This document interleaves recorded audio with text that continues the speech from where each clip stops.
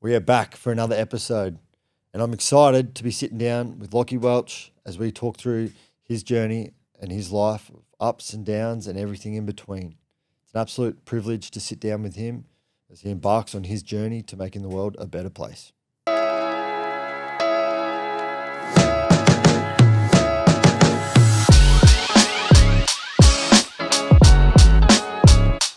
Lockie, welcome. Mate, thanks for having me. It's nice to be on the other side of the mic for once. So, mate, I'm also very privileged and honoured to be in your space today. Well, mate, we're swapping roles then. I know we are. It's quite ironic, hey? It's nothing. It doesn't happen too much for me these days. So, yeah, it's nice to sit back and sort of have the questions come at me for once. Well, mate, go easy on me. Go easy on me, mate. Just as an introduction, do you want to tell everyone who you are and where you're from? Yeah, mate. So, well, my name's Lockie. I'm a big mental health advocate here on the coast. Grew up in Brizzy, so my childhood was in the inner suburbs, Cleveland, Capalba area. And my childhood was pretty alright, man. Definitely faced a lot of adversity growing up with always feeling a bit of an outcast and sort of trying to fit into the wrong crowds. And that later down the line led me to, going down some pretty dark paths. But at the moment here on the Gold Coast and loving every second of it, just trying to, put some positive light into a bit of a negative world. And I guess it's led me to where I am today. So pretty grateful for the man I'm becoming and where I've landed. So, yeah. Well, mate, credit to you. Firstly, before we proceed, I've got to give a big shout out to Cleveland, big supporter of the charity and have been since day one. I think our first ever LIVINWell program was at Cleveland District State High. Mr. Tim McInnery, forever grateful for them and also all the other people in the Redlands that have supported us from the start. Mate, you said you felt like you're a bit of an outcast. Can we touch on that a little bit further? Yeah, what do you mean for by sure, that? mate. I think, growing up, I always from a very young age knew that there was something a little bit different in the way that I presented myself and the way that I talked and just the way that I sort of moved. I never really fit into the normal means of society. I was pretty average in school, very academically, not really gifted in that sense. And that led me to, being a bit of the class clown and sort of trying to, I guess, engage with self-worth in terms of receiving validation from everyone else by stepping out of line. And I never really thought that I could, sit there and be a part of a group or be allowed to express my full self because I would have been, shy down. I can be quite a high energy. And for some people that sort of comes across as a bit of a, oh, look at him. And I always felt like I just never really fit into, the normal crowd. I always had to make a big hurrah to get any bit of attention, and that honestly led down to a lot of self-worth issues growing up, which later down the line led into some pretty dark paths. But I think growing up and just being around those people I was receiving validation from by me, trying to be the big hoorah, the big class clown, definitely played a big role. Yeah, mate. Well, I can definitely relate there. School wasn't probably the best place for me either. Didn't quite. Well, I fit in, I suppose, but sitting in a classroom, my ADD was it was a little bit hard to engage, and I just wanted to be outside those walls doing things. Typical boy. So definitely can relate there, mate. So you're now on a different path. Wellness advocate. What got you to that point? Is that something we want to touch on? Mate, absolutely, man. It's I think it's all a part of my story and it can relate to a lot of people. Well, before we get to that, sorry to interrupt. What were you doing when you left school? What did you start doing? Well, my family's in the trade and, dad's sparky and uncle's builders and all that sort of stuff. So when I left school, I was following in those footsteps. I started my carpentry apprenticeship and then sort of about a year or two into my apprenticeship, something sort of clicked and I was like, I sort of want to get out of here. So I actually made the move to Canada, Wow. 2 years out of school and I was freshly 20. That was an incredible experience. But again, when we touch on to my dark path, that's when, things really went downhill for me in terms of mental health and the way I sort of showed up as a person when I was, leaning into a lifestyle that isn't so healthy, which is the complete opposite of what I am now. But yeah, leaving school, I thought I was, going to just lead in the family's legacy and lead in the footsteps of, of the old man and my uncles and the cousins and sort of stuff, and sort of leading into the trade industry. And I'm sure you would understand too that it's not a very nice culture at times definitely that's where a lot of the stigma is stemming from, to be honest. The older boys in the trade who think, toughen up, they go home and they scream a match with their missus, they have nothing nice to say about women. Yep. And I just don't subscribe to that anymore, man. I definitely, when I was coming out of school, I was leaning into that lifestyle and, getting along with the jokes and trying to fit in with that crowd. But something inside me, man, I couldn't tap that. And I knew there was something different out there for me. So I booked a one-way ticket and quit my apprenticeship. And then, it was an incredible experience. But in terms of leaving school, that's the sort of path that I was leaving. Mate, awesome. I can relate to that sort of toxic environment, being a carpenter myself. But the people that I worked alongside, and looking back now, I know I'm so appreciative of this. I had 2 guys around me, well 3, including the boss, who were so positive, and they were great role models. They were great at their job, but I suppose they were great humans too. So for me, I've got a positive experience, but whenever I stepped outside of my direct sort of work environment, mate, can definitely relate firsthand. And I spent a bit of time in the mines, which takes that to that next step further, that toxic environment. But I've also been in some camps where it's been probably one of the best places, better than some hotels. And it's just a positive environment. And you can definitely sort of feel that environment the moment you step in. But, mate, credit to you to taking that leap. Thanks, mate.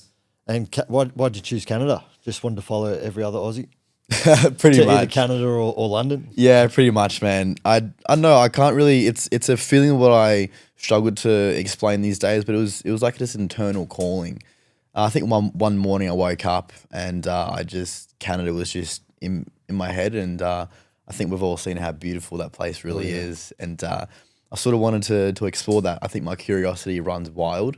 It even does to this day, and that's something what I try to sort of keep under wraps, but also let myself explore it to the best of my ability. But definitely, I just had this internal calling of, there was just this voice in my head saying, get to Canada, get to Canada, get to Canada. And mate, I made it happen. And, I spent 18 months over there. Yeah, wow. Some of the best 18 months of my life, but there was also a period of time where it was some of my worst. So, Canada, it was this internal calling that I struggled to explain, for sure. Well, what was an average day in Canada? What would that look like for you? Did you work or? Yeah, so I sort of lived 2 lives when I was in Canada. I spent the first 4 months living in Banff, ski resort up in Alberta there. And, mate, some of the most incredible scenery you'll ever see in your life. You're waking up, there's northern lights and all this sort of stuff. And just, it's a movie. It's an actual movie. But, I'd wake up, I was working maintenance at a hotel. That's when I really went down a pretty horrible path with, drug addiction and cocaine use was every day. So that was something that I navigated, but I was so indulged with it because everyone else was doing it. I was partying with Aussies every single night in a foreign country when you got, cheap bags and, the quality is pretty good. So that led me to, that was an everyday thing. Well, if I wasn't, working at the hotel, I was in a nightclub or sitting at someone's kitchen at, 8 a.m. for a few days on end. But yeah, I sort of went 4 months into that, and I sort of realized the man I was becoming and the life that I was living. And I was like, I didn't come to this country for this reason. I didn't come here to absolutely ruin myself day in, day out. So I had a buddy, he went up north to the Yukon. He was doing firefolk. He was a carpenter as well. So I tried on the back of that, and I went up to the Yukon, spent 12 months up there. The most incredible experience of my life. I was doing FIFO, but it was something about the positive lifestyle and the positive environment. It was a great group of blokes. The most positive environment I've ever been in. If in the winter we would start our days. There's 23 hours of night lights. So it's like 2 p.m. and it's just pitch black. At about 11:30, you get this tiny little crest up on the horizon. It was an incredible experience, and after work we'd go snowmobiling, or we'd jump on the timber sleds, which is a motorbike converted into a snowmobile. Just sort of ripping around, going snowboarding every chance we get. We lived in this big compound, and we always used to get out the big machines and build our own sort of snowboard park, which was incredible, man. And even in the summers when we were up there, I bought myself a 250 dirt bike up there, and before and after work, we just go for a bit of a rip. In the summer, there's 24 hours of daylight. So it's like it just never sleeps. So definitely I lived two very different lives when I was in Canada, and definitely the most positive. And I did so much travel once I was up north. I traveled all around different sort of parts of the country, and it's like it's the stuff you see on documentaries. Discovery Channel is where the Gold Rush Discovery Channels are made, and being in those towns, man, it was something incredible, which I'll always hold for gratitude, and sort of exploring that sort of life of, I've been to Alaska a couple of times just on the back door, and I'd wake up, I'd walk into work, walk into job site, look up, there's Northern Lights on the sort of above us, and man, it was an incredible experience. But with the good there comes the bad, right? And I always, when I was on my weeks off, I'd go back down to whether it be Banff or Whistler or Vancouver, and I'd play up. But yeah, I think I definitely learnt a lot in that sense of just how incredible the country is, and also the dark side of it for sure. Yeah, mate, there's so many things to sort of unpack there. What a contrast to the Australian way of life. Huge. Although I was spending a little bit of time in Melbourne through summer, I think the sun's up for far too long for me. I'm a bit old now. 24 hours of sunlight in a day, did that have a positive or a negative effect on your mental health? Some days Did it have any effect? Some days were good, some days were bad. I found in the winter you get so much more rest, but in the summer when it's 1 a.m. and the sun is above you, it's hard, and it even ruins with your internal dialogue. Definitely in the winter, man, if I'm going to be honest, that was probably some of the most darkest days that I've experienced mentally. Yeah. Having no sunlight at all, and you're working 11-hour days on a job site and it's minus 40. You've got a Michelin Man type suit on. It's a full jumpsuit. It's got 3 inches thick of sheep wool, and you're trying to, do a parapet wall or, frame up the side of a building and doing a deck, and it gets pretty brutal, man. And, your hands are frozen, your feet are frozen, your nail gun's freezing up. So then you start swearing, and you're like, oh, what's going on? And it got to, especially to add on top of that, the homesickness too, what I experienced. It's funny how, I think my mental health adversity stems from the lifestyle of addiction, but I never really had that much of an impact when I was off the drugs. But when I was in that moment in the winter and the cold, stormy nights and in the long nights too, it definitely hurt a lot mentally. Some mornings I struggled to even get up to go to work, and that played through with my work ethic too. I was starting to slip off at work, and the lads are starting to, get up me a bit, and just like, I found it hard for them to understand what was really going on, because they're in their home country. That's their normal, Yep. I'm on the other side of the world. I'm 20 years old and I'm 3 years into my apprenticeship, so I don't fully know what's going on. So you got these added pressures, and it did affect my mental health for a little bit there. There was some days where I didn't want to get up.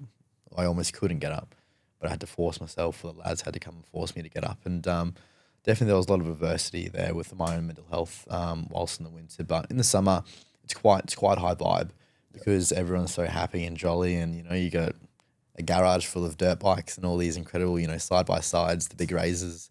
We're just having a yahoo every single day. So the contrast in seasons definitely played a big part of my mental health, and some of the lessons that I learned throughout that are something that I'll always take on for the rest of my life. So back then, as a 20-year-old, did you have any tools or strategies in ways to combat your mental ill health, or did you just sort of get on with it and do the best you could? Alcohol, man. Yeah, alcohol. Alcohol was a big part, because I was up north. I couldn't find any drugs, so it was just alcohol I sort of relied on. I wouldn't say that I was a drunk, but I definitely had a few every night, and I was sort of leaning into smoking and just sort of take the edge off with all the other lads, trying to fit in. I was an outcast as well. I didn't want to drink, but everyone else did, so I'm like, oh, I'll go and follow and be a part of that. And that's how I sort of I formed the camaraderie, was by leading the pack that was ahead of me. And I don't think anyone should do that in life, but that's something that I've had to learn the hard way. But definitely as a 20-year-old, I didn't really have the mental frame or the knowledge and the tools to what I do now, because I've had the lived experience. But I definitely went through a bit of a time where, especially Friday, Saturday, Sunday nights, I would just get absolutely blind and sort of numb out the homesickness. I'd numb out the winter and how it affects mental health, because You know, when you're inside with the boys, you got a few beers around you, everything's fun, you know, everything's great. So in terms of when I was sober, I was just sort of had to remind myself that it'll all get better and it'll all be okay. And, you know, the sun will rise. It might not be for another, like literally another 8 months, but the sun will rise. And it did, man. And I'm grateful that I allowed myself to sit with myself in my own emotions and vulnerability to some of the lads around me. You know, I'd speak to one man in particular. He was a great fella. He was a Canadian local, and he understood. He understood. So I was grateful that I had at least one person who I could talk to. Whereas, you know, the bosses and stuff, they're a little bit out of touch with that sort of stuff. So I couldn't really go to them when I think that I was being a bit of a burden on the crew. If I was like, oh, lads, I'm struggling a bit, then it would just turn into anger. So there was a couple of things that I could have done. And if I wasn't drinking, I was sitting with it, which, you know, is only half of the job. But I think we should all do with our mental health. Well, mate, further to that, knowing what you know now, what advice would you give to your younger self in that situation? I sort of sit with this a lot, man, and I come back to this thing. It's like if I had my 20-year-old self or even my 8-year-old self, I'd give him a hug and tell him everything will be all right and everything will be okay, and just let the dust settle. Let it all come to fruition, and let the storm pass. Learn to dance in the rain. I think that's all of us what we forget to do, is just sometimes some of our greatest struggles and our greatest, you know, development comes from sitting with our own shit. And I think a lot of us, we try to resist it, especially men. We resist the mental thoughts that come through and the thought processes that we embody, because we don't want to be a burden on anyone else. But in terms of, to answer your question, there's not much I can say. Just I'd give him a hug, and I think hugging that inner child and allowing ourselves to sit with it and acknowledge that we are worth everything of our internal being. You know, we are someone's greatest light. We are someone's greatest gift. Just by us breathing, make someone else breathe easier. Yep. And I think that's something what we all have to sort of, I guess, hold on to a lot more. And don't compare yourself to other people too. That's one thing that'll get you in the arse too. Mate, absolutely. And as you said, we do struggle to sort of sit through the pain, because it hurts in that moment. And in that moment of time, you feel as though it's never going to end. Mm. But time is the greatest healer. And then looking back, everything seems easier. You view it from a clearer light. So, yeah, it just give yourself the time, be patient, because this storm too will pass. Mate, you sort of touched on it, and I don't want to sort of go into too much detail, but you used to party a lot in Canada. You'd go from the north back down to the south chasing the party. Was there a turning point for you that made you realise that this isn't what you wanted to do anymore? Yeah, so I guess my troubles with that sort of lifestyle started at 15. When I was back home, that's when I lost one of my really good mates to suicide. 26th of May 2017, Stuart Murray. He unfortunately took his life. 15 years of age. Still in school. Still in school. You know, and it's something that I've struggled to sit with over the last few years. But you know, the day before it, I finished school and I said, "Oh, I'll see you tomorrow, brother." He goes, "Yeah, man, of course." Gave each other a hug. The next morning, I got the news that his brother found him in the garage. So that's when things sort of went downhill for me for a number of years with a number of substances. It wasn't just coke. But in terms of when I was in Canada, I finished my 12 months in the Yukon, and I sort of said to myself, "Oh, I'm gonna go down to Whistler and enjoy the last 6 months of my visa. You know, snowboard every day, be with a lot of other people." And I had thought that I had grown from the man who I used to be in Banff, who I was on the packet every day, and I was staying awake for 3 days on end, going to work, being an absolute functional addict. And I thought that I grew from that person, but as soon as I left the Yukon and went down to Whistler, I was there for a month, and the same sort of stuff started to come up. I was like, this isn't for me. I can't be doing this, you know. And I was starting to, I guess, online come out with my sort of stories and just little bits here and there, just expressing, you know, sort of the stuff that I was, you know, going through and what I had been through, especially throughout my duration in Canada. And I can't do this. I can't live a life of, advocating and then I go and do the same thing. So I got a month in and sort of the same stuff started to come up as I did in Banff. Same sort of patterns started to show, and I was falling back into that lifestyle, and I just couldn't live with myself. So I just booked a one-way ticket, come home. And I guess that was the biggest turning point. But nothing prepared me for when I did come home too. I hadn't seen all my best mates for the past 18 months, and they're still the same mates who I was partying with.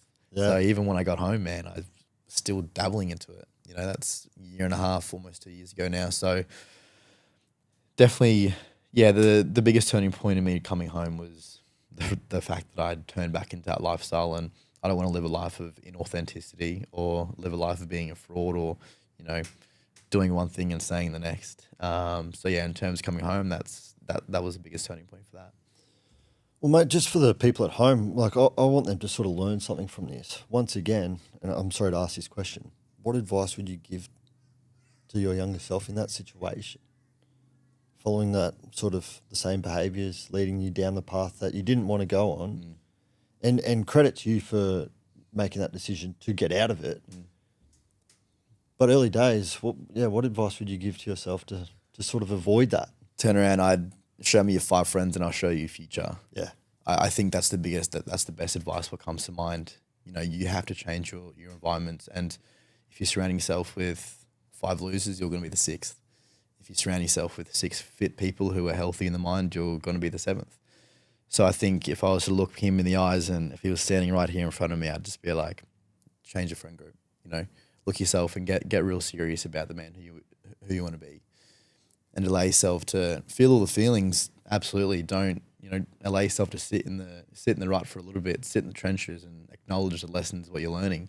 But once you get out of it, you sort of got to cut the rope to the expectation of what the people around you are sort of forcing on you, and you have to live the life that you want to live.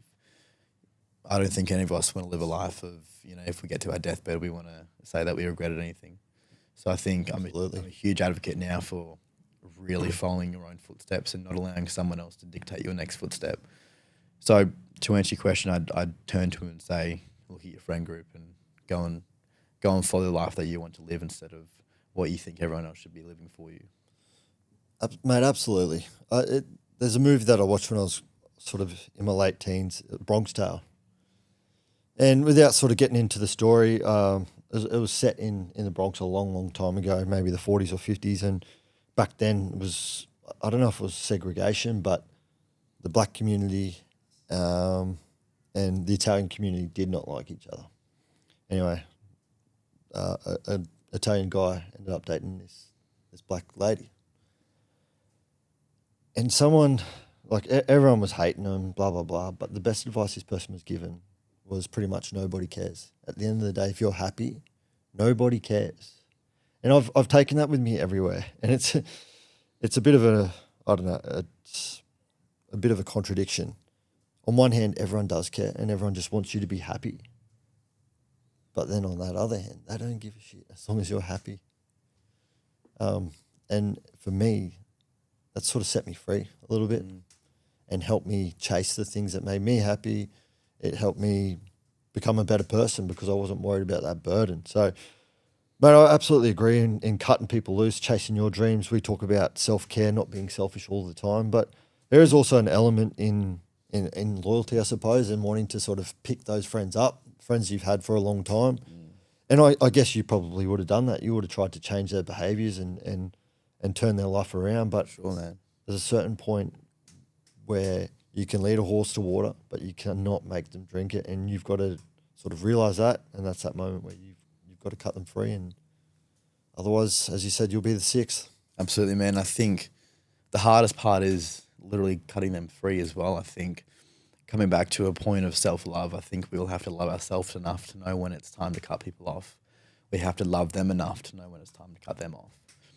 I think just by having that action of cutting them off might even wake them up too. And if that's a positive, what can come from a negative situation, then I think that's what's meant to happen. I think there's been so many times where I've cut off the old people in my life who I was living that lifestyle with, but since cutting them off, they've turned their life around because I feel like they sort of noticed that their actions and their behaviors was leading them to a place where nobody wanted to be with them. And man, I was that person too once. So it's on both ends of the scale, right? Yep. I think the act of self-love can really instill self-love into other people. By, you know, once you do cut them off, they sort of look at themselves in the mirror, and it's a reflection. And it's you know, they look at themselves and like, oh, I'm turning into a person no one wants to be around. So I think as negative as it is to cutting someone off, there's so much positivity what can come from it from both ends, even from a self-worth point of view and also a self-love point of view. Mate, absolutely. So you're back in Australia. You're turning your life around. Where did you start? What are you doing now? What I'm doing now, man, it's What were you doing? So, like, we'll get to what you're doing today, but when you first come back, what did you start doing once you sort of started changing those behaviours and started dropping some of those negative, I wouldn't say negative, but some of those people you didn't want to be around anymore? Mate, so I come home and, you know, I just sort of, there was a couple of weeks there where I was, you know, still doing the same behaviours, but then I sort of realised the man I was becoming, and it was a reflection of the mirror. So I looked at myself and I said, let's really make a change. So I've always had the idea of starting my own podcast. So that was a big turning point in my I guess sobriety and the person who I'm becoming and the person who I am. And I just sort of set little goals. And I was still working trade now, but I was still working trade back then. And I separated myself from those people, and I started to get really dialed in on my fitness and, you know, really locked into triathlon. That's been something I've loved for many years. And I put one foot in front of the other and slowly made my way to, I guess, hot, especially in the sense of the content that I do now. I always knew that I wanted to do something like that, but I held myself back because of the fear of failure and the fear of judgment. But to answer your question the best way I can, I definitely, you know, looked myself in the mirror and realized the man I was becoming, and I just put the 1%ers in daily and started getting into fitness, surrounding myself with healthy people. I guess everything sort of snowballed from there. And I feel like I could truly start my own sort of thing and be a voice for those who don't feel like they have one. It's been a long journey from when I come home from Canada to where I am now. But yeah, the first 6 months was pretty rough. But then after that, I sort of got my head screwed back on and just one foot in front of the other. And I guess, yeah, here we are. One step at a time. Mate, goal setting, how important do you think that has been for you? Incredible, man. I think if you have a goal and if you want to work towards something, then that's the motivation and the inspiration right there. I think, you know, setting attainable goals is the inspiration for a lot of people who get to where they want to be. You know, I'm sure you can be the same with this incredible charity that you've built. I think for me, it's just like setting one goal, whether it be a 10K time or a 5K PB or whatever it is, and just slowly working towards it, slowly chipping away. I think a lot of us, we compare ourselves to people who are already there. It's like one thing that I come across was, don't compare your day 1 to someone's day 100, or don't compare your day 100 to someone's day 1000. And I think that sort of shifts the mindset in terms of, you know, how far we think we should be in terms of comparing ourselves to the people around us. And just on that, I think I came across another thing, and it said, if you want to compare yourself to the person in front of you, compare yourself to who you once used to be. Yep. And I think that's where you find a lot of the growth and a lot of the love along the journey. But to answer your question, setting attainable goals it's been huge in my, you know, rehabilitation in my recovery. And it just sort of it keeps the fire lit. I think if you set too high of a standard for yourself and you don't reach it, then there's the inner self-critic, and then there's the self-talk, and then there's, I disappointed myself, and then that goes down to a whole stream of, you know, downfall in its own self. But setting attainable goals have been huge in, you know, I guess, how we can all achieve the person who we want to become. Yeah, mate, absolutely. And some of those things that you said there, I'm definitely relating to at the moment. I've started back on the fitness journey myself. Don't want to bore everyone. I got a little bit sick for a while there, and slowly out there getting it. And I went for a 5K run yesterday and nearly died. Longest I've run in a long time, and comparing that time to someone else is just be stupid for me. Exactly right, yeah. But I'm just happy that I got out there and got it done. and rewarded myself with some hot chips and chicken salt afterwards. Mate, you deserve it. It's all about balance, right? It is. So, mate, obviously for the people that follow you, your social media is a place of positivity. It's a place of love. What are you trying to achieve? What are you doing now? What is the journey that you're on? Journey on, man. I've got so many things. I think I've really found my place, and I've really found my trajectory. And my social media is a place where we can all come together and talk about mental health in a way that's both authentic and love and real. I try to show it with authenticity and transparency. But what I'm trying to achieve, man, is I just want to allow people to know that they are worth it. You know, from the back end of my experience with having no self-worth growing up and leading to things that weren't so positive, if I can instill a little bit of self-worth into someone else to avoid them going through the path that I did, then that's my whole dream, and that's my mission complete. But I don't want to stop at one person, man. I think you could probably relate to this, but in a world full of negativity, you know, if there's one person or one thing giving a positive light, I think it's a journey well set on. So my journey that I'm on now is I want to change the world, and I want to impact the world in a way that's meaningful and healthy.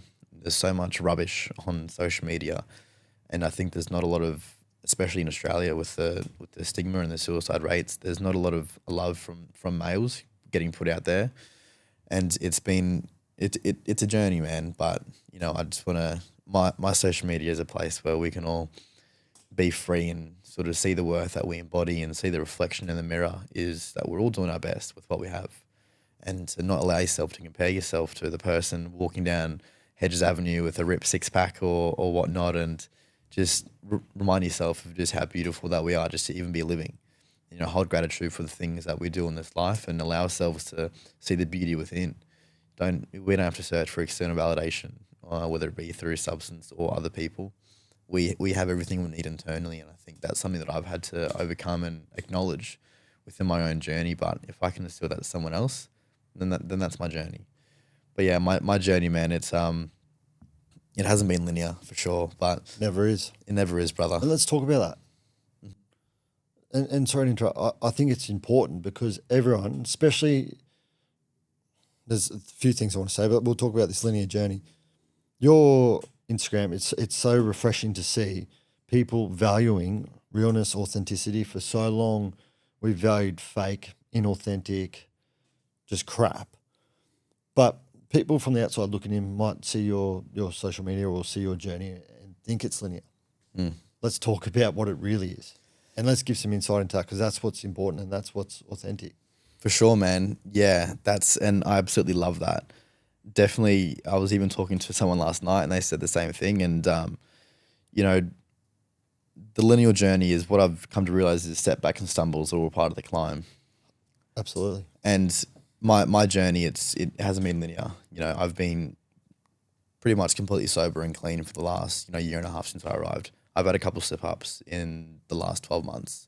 Nothing was going to blow it out, but that's authentic. And what's a slip up? One day? One day, one week? a couple nights or a couple beers at the pub. And then what did you do the next day? I got up and trained. I didn't sit with it.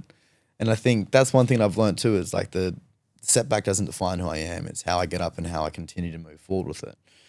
I think now, because I hold myself so accountable with the stuff that I put online, but even in the last month, man, it's been pretty tough. I lost my granddad 3 weeks ago to leukemia, and he was like my best mate. You know what I mean? And that's been something that I've had to navigate, and it's been really tough. It's been really, really tough. I was also seeing someone, and that broke through, and there was a lot of things that come with that, and it's definitely, it hasn't been linear at all.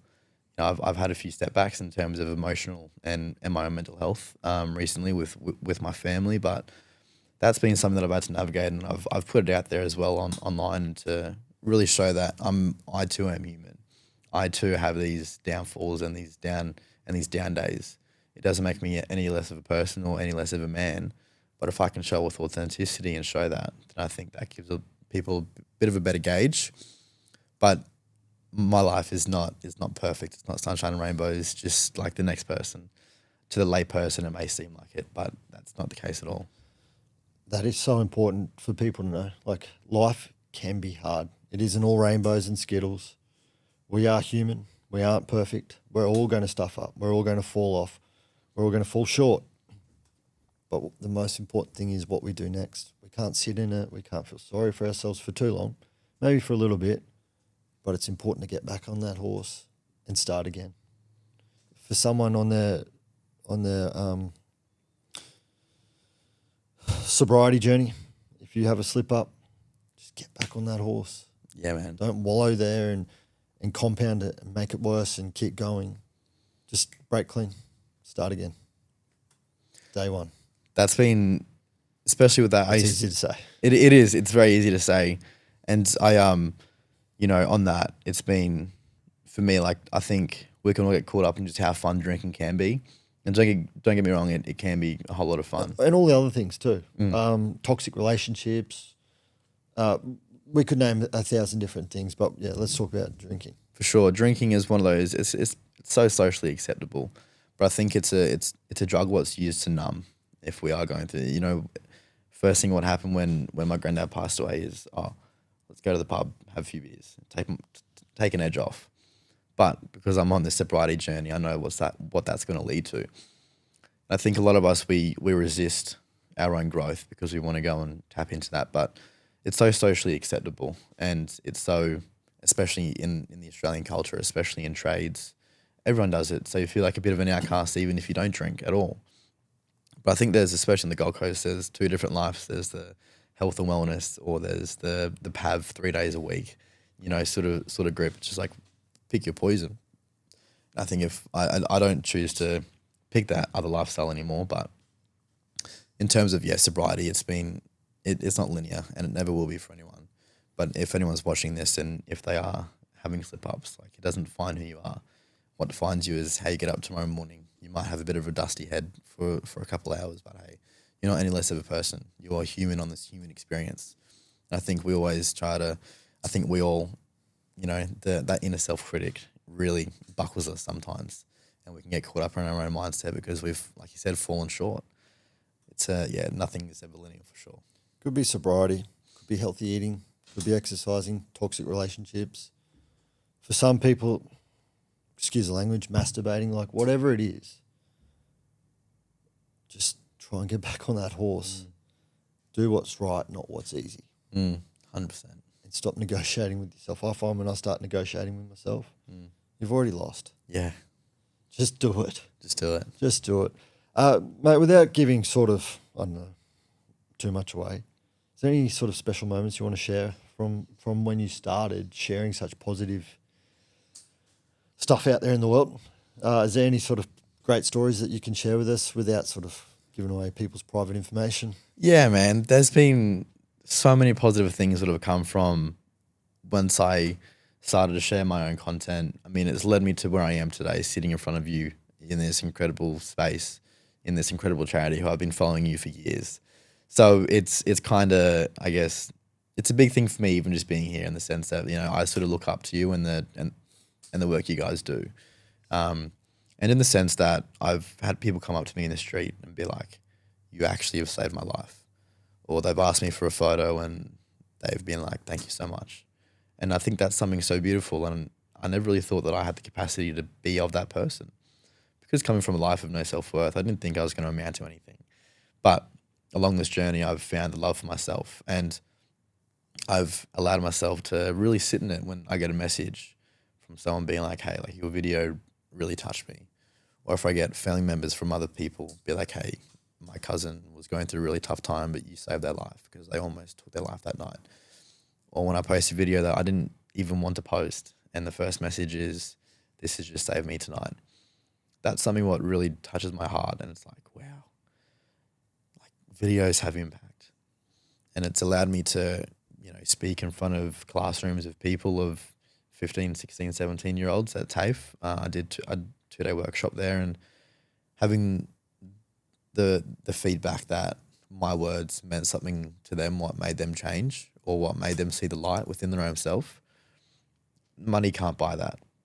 Nothing can buy that. No amount of anything can ever, top that feeling when someone really shows their gratitude for you and the work that I do, and you can relate the work that you do, it's saving lives. And I think that in itself is just a special moment of what we can all listen into and lean into. But man, I'm smothered with love by the online community all the time, and it's so beautiful. It honestly is such a beautiful thing. And the first time someone came up to me, I started to get emotional. I was like wow, like thank you. Like as much as I'm putting out such a positive message, the feedback pulls my heart, man. It just allows me to really knuckle in and want to continue the journey that I'm on and know that videos have impact. Yep. And I think when we first met here not long ago, I think the number one piece of advice that I tried to give was self-care. Like you're talking about it as we do. It's so important to practice that and remember to practice it. You can't keep trying to help everyone else when you're not even helping yourself. And man. like I know you're doing a good job at that, but sometimes we slip and we fall and we just need to get back on that horse. But mate, just prioritize yourself and the rest will follow. So what are the goals? Well, like where do you want to take this next? Because everything you just said is amazing. We can definitely relate here, and I suppose for us it's the fuel that keeps us going. Like yes, we're a charity, but simply put, it can be a job. Well, it is a job, although we love it. So they say you never work a day in your life when you love what you do. But there's certain parts where it is a job, and bills need to be paid, and we need to keep a roof, or we need to keep it running. That's where it gets tough, and the motivation for me is those messages from people saying that what we did saved their life, even the small little things. Yeah, man. I've got a card that sits there in my desk from a lady. It's got $10 inside. And that's pretty much because we sent her a sticker for free, and that sticker saved her life. It was on the back of her car, and that sticker's the reason she still has that. Her 3 kids still have a mum today. So it's just those little things, and in those moments when it gets tough, that's what keeps us going. Because sometimes when you're working, you don't actually see the results. And we need the people to tell us that what we're doing is working. So with all that waffling from me, what are your goals? Where do you want to take it? Man, I'm at a point now where, I'm still a former carpenter on the light rail here on the Gold Coast. Light rail. Yeah. Shout out to the boys. Shout out to the boys. Or the crew. They are really good. That's a really positive environment. I want to touch on that. That's like, that's the most positive crew I've ever been with, which is awesome. And you get abused from people driving past. I do. I do. Yeah. There's been a couple of times they've walked on site, and it's no good. But wait till you get to Burley and Palmy. Oh, I know it'll flip for sure. But man, I want to get off the tools. I'm at a point where I want to create more impact, and I have this goal. I want to do things like Jay Shetty and like Tony Robbins, and I want to travel. I want to talk to people about their mental health and what self-worth means, and just inspire some light into a life that's so positive, so negative. Sorry. So I'm looking at things of how I can start to gravitate away from the tools, and I've got some opportunities elsewhere and over in the States that I'm sort of navigating, and potentially some stuff in the UK. What I want to do, and I'm in talks with people in the government. I had a meeting on Thursday with Mark Butler, the Minister of Health, and the men's health movement, what he's implementing into the next election. And even on that, I had so much imposter syndrome when I was in a meeting with him. I couldn't believe that I was sitting, it was over Zoom, but sitting, talking to one of the biggest names in the Australian government. And it's like that was a big foundation layer in me. Like, what I'm doing is working, and it's getting seen, and it's being noticed by people. And I want to take it. I want to run that ball. I want to change the life of many people as I want. I want to create the biggest mental health movement in the world. I want to sell out arenas, man. I want to talk to people and just inspire, and just allow them to live a life of authenticity, but also with contentment that they're doing the best they can with what they have, and to break this barrier and break this culture of comparison. I think that's been something that I struggle with for so many years. So the next steps is looking like how I can get off the tools and create a movement, and might even start my own nonprofit. So many things I want to line up, man. But definitely my next chapter is just trying to get off the tools and inspire people more so than what's happening at the moment. Mate, I still remember the moment where we went full time here, and I was lucky. It's a pretty memorable experience because it was the Monday after the Broncos versus Cowboys grand final, and who will ever forget that grand final? Yeah. Mate, I think some of the Broncos boys are trying to forget it. Heartbreaking for them, but I suppose just the complete opposite for the Cowboys. But I remember that first day. I'm like, what do I do? What do I do? But by the end of that first week, it was apparent, and the days just flew by. So, mate, I wish you well on that journey. And sometimes you do just have to just jump head first. Fear is a mile wide and an inch deep. Oh, it's weird. It figures itself out. And your experience, you've got a great backup. And there's no shortage of the need for carpenters at the moment, that's for sure. For people listening, how could they potentially help you start your journey? Well, Further start your journey. My catchphrase is big love. That's what I finish every single video with, and I think it just inspires a little bit of love into the world. It's like a little seed I'm being planting. So I've been thinking of ways of whether it be clothing that I can kickstart that, and then the profits from that I can start to fund some other projects that I want to get up. So I'm thinking of launching a Big Love clothing, which is going to be just a nice touch on some things in this life, and see people walking around with it on, and if it sheds a smile, then I think that's worth it. But a few other things, I'm going to rebrand my own podcast. Hopefully I want to start having something come from that in terms of financially, so I can knuckle down on that and have conversations with incredible people like yourself and other people in the space to further combat the stigma that's being surrounded us in the men's health world. And just I think that's the biggest thing that I can sort of ask for support is if I do launch this sort of idea that I've got with clothing or the podcast, get behind that. I think the rest will take care of itself when I lean into my power and stop looking through the lens of potential. I think that's something that I've had to really navigate lately, is like there's definitely a lot of merit there, and what I can do can really help a lot of people in this world, and I got to stop looking through potential. I need to look into power. I got to move forward with that too. As they say, the tides ride. When the tides ride, so do the boats. So I got to lean into it a little bit more for sure. Absolutely. So, mate, from conversations that we've had offline and just from some of the stuff we've sort of spoken about today, what was your turning point, or what was rock bottom for you? Was there a moment where you were like, I can't do this anymore? And what were you going through at the time? Yeah, so what comes up with that, this is going back to when I was in Canada. I was renting my own apartment in Calgary. It's a city of Alberta, and I was on my weeks off from being up north, and I got involved with some pretty gnarly people, if you will. Like it's North America. It's what you see on movies, like the gangs and stuff. And I remember one time I was at the place of my dealer, and it was a pretty big name, and there was some pretty gnarly stuff going on in there. And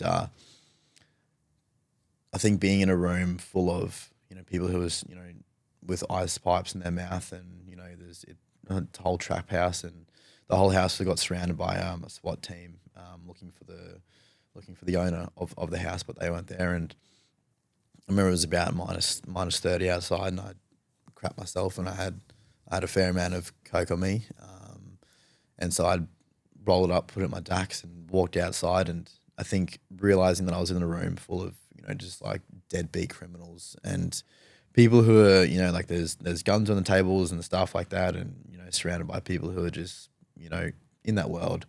That was a big thing. But following on from that, I got out of that situation. I got stopped and questioned by the SWAT team while I was surrounding with machine guns across their chest, and I was let on because I wasn't the person they were after. But I got home, and that was the start of a 4-day bender. And 4 days on from that, I was lying on my apartment room floor, convulsing, because I've just, smashed 24 bags myself, and I'm just sitting in my room with nothing else but myself, and I was scared to sleep. I was scared to roll over and try and close my eyes because I did not think I was going to wake up. I've overdosed 4 times on that stuff when I was over there, and I had a bag laced with fentanyl, and we all know what that stuff is type of like, and think that was rock bottom for sure. Knowing that I was about to lose my life to this powder that was absolutely ruining me. Also around the same time, I was had a crack pipe in my mouth too, and I'm not going to shy away from that because as horrible as that look is, it's definitely part of my story. But following on from that, I sort of went clean for a little while once I got back up north, and another turning point was when I got home from Canada. I had another big weekend, yahooing with all my mates and just catching up. And I was driving home from a night out on the stuff, and I was sort of looked up in the reflection mirror, and I sort of could see a little bit of my reflection. I just didn't want to be there anymore. And I was driving, and I was just saying, fuck this, like absolutely fuck this. Excuse my language, but it was. And I was driving along about 80 k's an hour in my car, and I just felt like the wheel. I just wanted to turn the wheel into a pile of trees, or something stopped me, or I just didn't allow myself to do it. But that was probably rock bottom again, knowing that I was willing to end my life because of this, and my life almost got ended because of it in the same sense. So in terms of the rock bottom, those two instances is definitely what rings true, and what comes up in my mind when I do reflect on those situations for sure. So after rock bottom, where to next? What did you do the next day? I think the realization of what had just really occurred was another big sort of hit in the gut of where I was heading. So when I was in Canada after that I'm going to say overdose, I sort of packed myself up, and I was like, all right, it's time to at least get clean for a little while, and so I did. I think it went about 4 months clean after that, and then I sort of come away from that, and I sort of learned lessons, and then again I coming home from a swing and went out one night, but that's a bit of history there. But that situation in Australia, that's when I sort of started to reach out for help to people around me. I've got some pretty close friends who are in the medical field, in the psychologist and the psychiatrist field, and I sort of reached out to them and, sort of navigated it with them. Because I realized that's not really normal, having those two things happen. That's not an everyday, Joe Blow, and I sort of realized that I needed time to change, and I seeked help. So that was, I guess, the start of the journey to rehabilitation, being clean. From that moment, especially when I, almost plowed into a set of trees. So I think just realizing that, I definitely needed help, and that journey has been sort of stemmed from that point onwards for sure.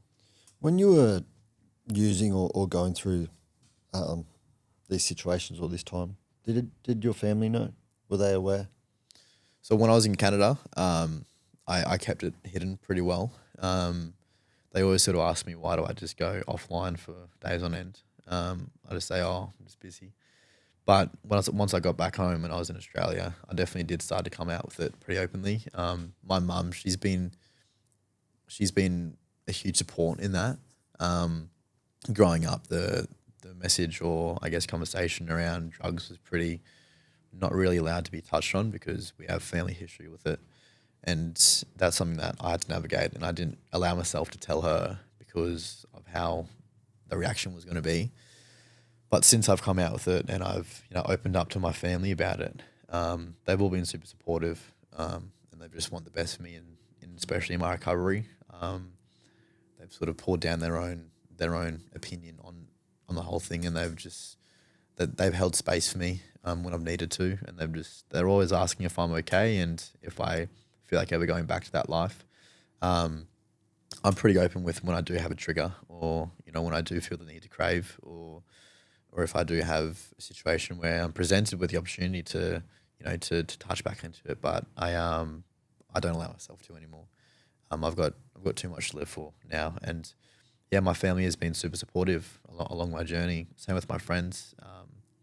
Touching back on when we were talking about, when you sort of have to cut people loose, going through that period of time, and that happened to me. Some of my closest friends looked at me in the face and they said, "I don't want anything to do with you if you're going to continue to do this." Even my sister, she said pretty much the same thing.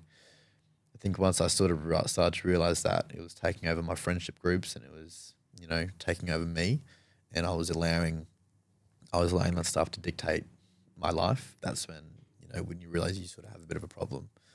Yeah, my family has been super supportive in my journey.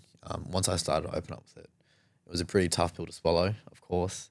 I think talking with my mum and having some heartfelt conversations with her, she gets very, very emotional whenever it brings up, because, imagine, your son or a loved one or a family member telling you about all these experiences that you've hid for so long because you're so scared about the reaction. I think that really hit a heartstring with her, and in a sense, it's brought us closer. My relation with her now is a lot more closer because she can see that in me, and she sees the vulnerability when I do open up with it. But yeah, in short, man, my family has been supportive, and they've held space me where it's needed, and they've offered their help every time. Well, mate, good on you for wanting to be better, for turning your life around. And not only have you turned your life around, you've taken that as an opportunity to help other people so they don't go down that path and end up in the situations that you ended up in. And, mate, I've said it a few times, but yeah, credit to you, because it's a decision you've made, and a lot of people end up doing nothing, and you've done something. Thanks, bro. I really appreciate it. It's awesome here. Mate, we've spoken a lot about the dark days and I suppose the negative parts of your life, if that's what you'd call them. Let's focus on the positive, the self-care. Mate, what do you do to look after yourself? What do you enjoy doing now? Mate, there's so many other things. If I'm not recording content or sort of on social media, I train once or twice a day at minimum. Triathlon has been a huge pillar of, I'm going to say, support along my journey. It's supported me when times haven't been so bright. If I'm having a bit of a down day, I'll go for a run. I'll go for a swim. I'll go for a ride. It allows me to be present. And people talk about how they wake up, they do the morning meditations or ice baths, whatever it is. My meditation is running and all those other things. And it's been such a strong motivator for me to, I guess, keep on this track of being clean and wellness, if you will. And it's been a big pillar in just stacking up those little attainable goals that we touched on. And just before I went over to Canada, I did my first ever Ironman 7.3, and Wow. that was again a little attainable goal. I set myself a goal and I went out and achieved it. Little. Yeah, little. It was brick by brick. We'll call that. Where one day, every single day was a day step closer to achieving that, and that was a huge, moment for me. And we touched on special moments, and that's been a big special moment in my journey. Sort of breaking free at that age, and then achieving that before I went overseas. That was huge for me, and my love for triathlon has continued from then on. I race every second chance I get. I'm training full time, so I'm always keeping myself race ready, and having those. Going back to the attainable goal, if I set a goal of keep completing this race in this amount of time or testing my abilities, it's like positive motivation for me to continue to step up that next brick. Quite recently, I've just done my 2 races in the qualifier for World Championships. So the World Champs are held in October. Whereabouts? Wollongong. Oh, wow. Yeah, so Not going too far. no, just in the back door, and so that's my next little goal, to sort of put ahead of me and get myself ready for that.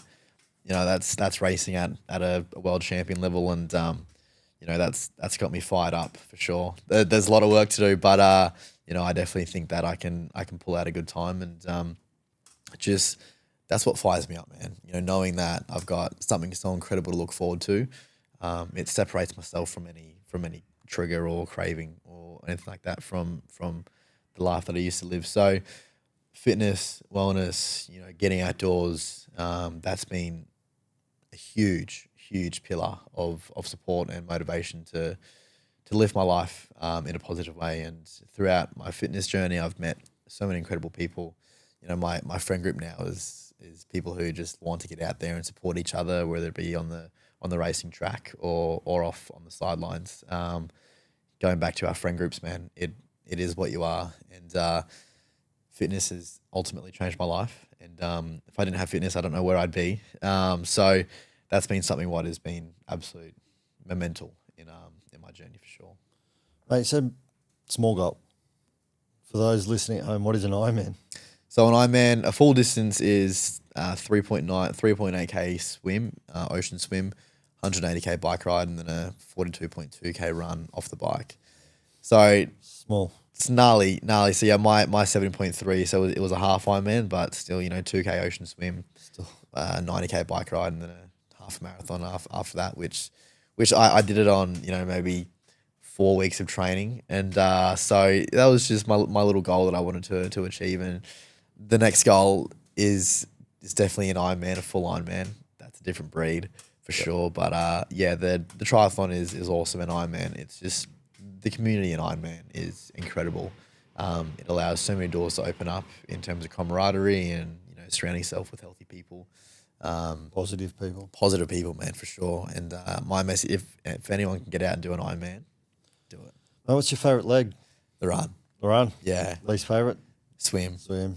Growing up, and it's this thing in triathlon, if you didn't grow up swimming, then it's a hard chance that you can be competitive in the field. And my first swim session was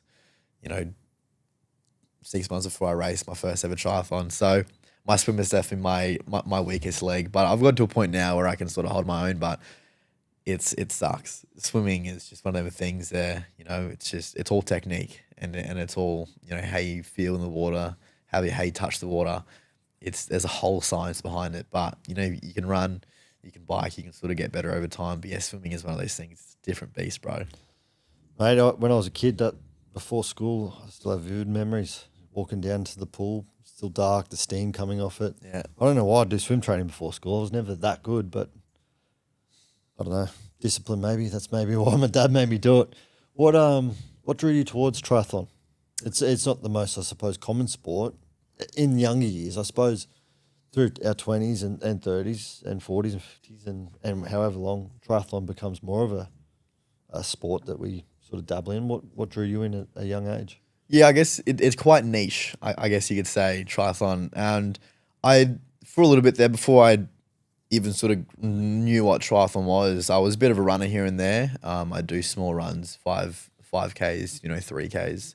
And that was my sort of fun. And between my years of running, I was also doing a bit of boxing too. And I sort of fell out of love with boxing, and a few of my friends, this is when I was gravitating towards the fitness community here on the coast.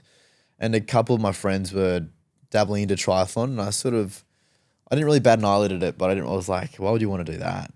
Who wants to do a triathlon? They're 3 sports in one. Why would you want to do that? 3 hard sports. So yeah, and one day one of my mates completed an Ironman, and I was like, let's give this a go. And I sort of sat down. I went on the website and noticed that there was a sign up button for the next 7.3, which is in Sunshine Coast. And I sort of said yes, and I got into the pool. Mate, I almost pretty much died 25 meters into the swim. I didn't know how to swim, essentially freestyle anyway, at a race in a race setting. So there was definitely a lot of learning and training and teaching involved. But now I've got a coach and I'm in a squad, so that makes it a lot easier. But yeah, it was triathlon. It's one of them things where not really many people sort of hear about it, but it's sort of coming through the cracks now, which is awesome. Triathlon is becoming such a well-known sport, and it's the most positive. It's such a positive environment. The community, the just everyone in it is just so motivating and so supportive too. That's one thing I found, especially with single sports. It can be quite quite negative. People sort of throw shade at you for being called just selfish a few times because they're a single man sport, but that's so far. Still need a team. still need a team, man. You still need supporters and everything around it, and the atmosphere is just it's incredible. There's nothing like a race day vibe, as I'm sure you know. Like with footy days, the atmosphere just is absolutely electric. Good feeling. It absolutely is. Feeling I miss. Mate, one thing I forgot, and we're just talking about first and starting that journey. A few weeks ago, you were in the office here, and we kind of worked out that you were in our first ever LIVINWell session. So for the people at home, LIVINWell is our 45-minute program that we deliver to schools, businesses, sporting clubs, community groups right around the country. We deliver that into high schools across the country free of charge. And I'm proud to say that we've delivered that program now to over 300,000 people. But strangely enough, you were in our first ever session that we delivered to a school, as I touched on earlier, Cleveland District State High, Mr. Tim McInnery. And it just blows my mind to think that you were in that session. Do you remember that session? Did we stumble? Did we fumble? Mate, I think you guys did a great job. My memory is a bit faded too, but yeah, me too. At Cleveland, that's where I started my schooling. I was grade 8, I think it was, and I saw your tent there, and I saw you delivering your piece, and that was one thing that really sparked I didn't know what the mental health movement was back then. I was in grade 8. How old are you then? 13 or 14, whatever it is. I didn't know what sort of mental health was for then. And I think that was a bit of a spark of, mental health is cool. Like it's not a bad thing. Like mental health is cool. 5 out of 5 people experience mental health. It's in all of us. So why aren't we taking care of it? Why aren't we talking about it? Why aren't we delivering more workshops or talking about it more in a way that's not taboo? So and that's what I mean. I've been following you guys since that start of that journey, and it's been I've known about you guys since then. So sitting here right now is quite incredible to me, and that's why I'm so honoured to be here in your space. But the first session you guys delivered, it was I'm gonna say it was perfect. There was no stumbling. Perfect like ducks as it gets. Look good on top of the water, under the water. We're million miles an hour. Yeah, exactly right. But yeah, and it's incredible to see how you guys have come so far. I think you may have had a van there, and it was just living out of that. I guess you had your shade sail up outside, and yeah, it was phenomenal. Yeah, shout out to one of our sponsors, Von Bibra. They've given us that van now for 8 years. Very grateful. Mate, so many parallels between our two stories. Like, we've been so lucky from the start for people just giving us an opportunity when we were no one, when we were nothing. Without those opportunities, we wouldn't have continued. We started with wanting to impact one life. And I think that's a very, I suppose it's a modest goal, but the fact that we get to do that every day, it's just been, I don't know, so rewarding. And I read so many business books about vision and mission, and they talk about how your vision needs to be this big goal to change the world. I'm like, how do people do that in the business world? We actually do that every single day. What does that look like when you're selling printers? It doesn't translate for me, but shout out to the people doing that and finding purpose in it. Good on you. Yeah, there's, as I said, so many parallels, and I reflect on that time when we were getting started, and it was exciting. And mate, I'm excited for you and what's to come. As I said, when on that journey, the journey is the fun part. So don't take it for granted. And I'm not saying we're still not on a journey, and like there's still so many things for us to do and so many things for us to learn. Absolutely, there is. We're barely scratching the surface of our potential, but those first few months and years, it's mate, that energy, that excitement. It's something I miss. Something I look back. Or maybe I just miss it because I was younger. I didn't have responsibilities. I didn't have grey hair, and I could sort of just do whatever I wanted to do each day and do what made me feel good. You touched on the fact that we sort of made mental health cool as well. That was something that we did try and do. I'm not saying if we have or we haven't. I'm saying it's something that we always tried to do.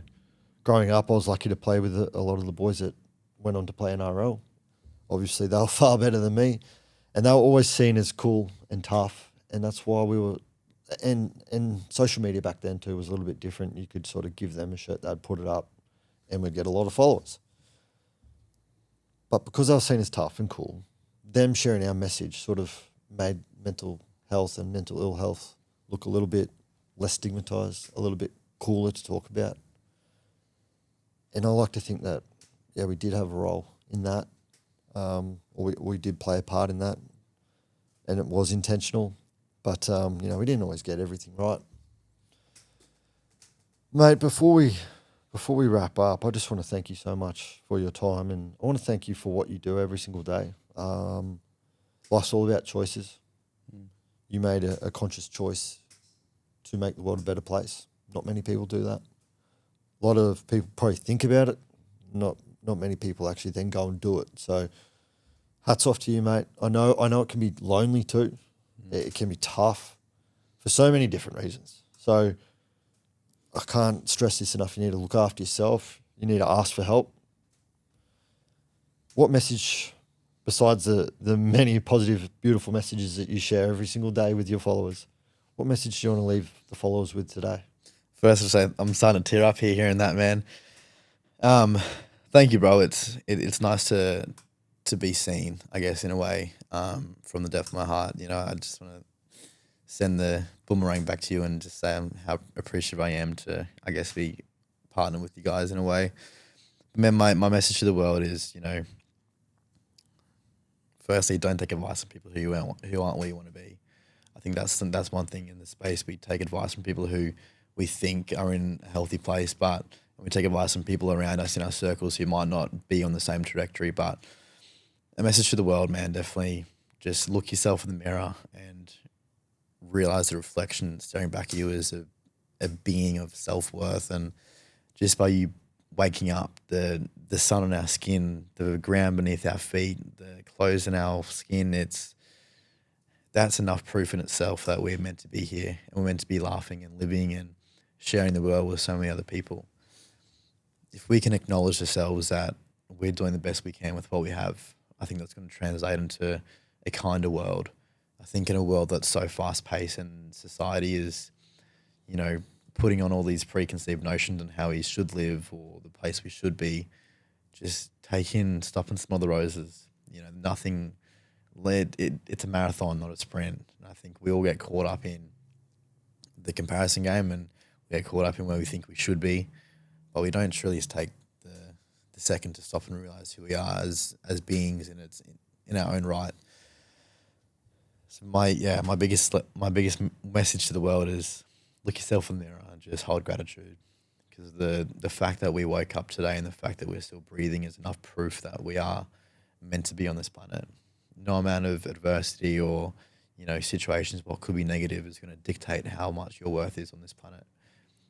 Show up and with all your being and spread some kindness, have a smile, don't take life too seriously. Like, touch on what we said before, nothing's that deep. Nobody actually really cares. I think once we can detach ourselves from that anchor, I think we start to live a lot more freely. Just enjoy life as much as we can. I think we all have such a hard inner critic, and we're so hard on ourselves for the tiniest things. Just give yourself some grace, give yourself some kindness, because we're literally out here doing the best we can. I think that's something so beautiful. And, yeah, that'd be it. Just look yourself in the mirror and just be grateful. Just smile. High five yourself in the mirror before you go out and start your day.